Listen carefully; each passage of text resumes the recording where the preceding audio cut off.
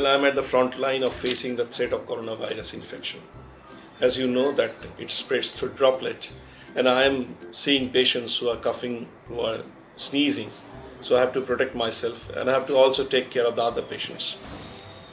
For last 7 days, I am trying to educate my patients. I have made this small, simple, paper-made masks. If you look at this is very simple. This is A4 size paper, fold it alternatively like this, and finally, once you get them together, make a fold out here and another at the other end, and just look at this. Very simple.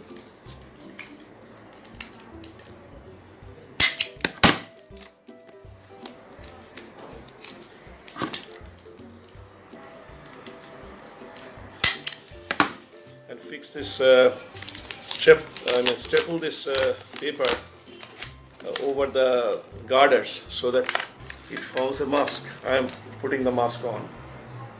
I feel this is pretty safe and very cheap, very economic. And with that I can prevent droplets. But hardly 50% of my patients abided by my instructions. So today I am a little more strict. You can see one of my patients sitting here with such a mask. And I think this should be a must for a doctor. The situation is really threatening. It's a do or die situation. We have to stop corona, or we have to face the drama. So with this, I hope that everyone will follow.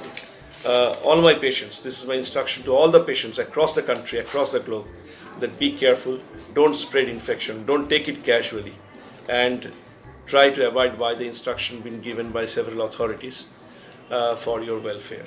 Because nobody can spare himself or herself, and this is an unknown, unseen enemy where one never knows where from it will come. So it is not a question of escaping from the problem, it's a question of facing it with due precaution and diligence so that we can together fight it out. Thank you.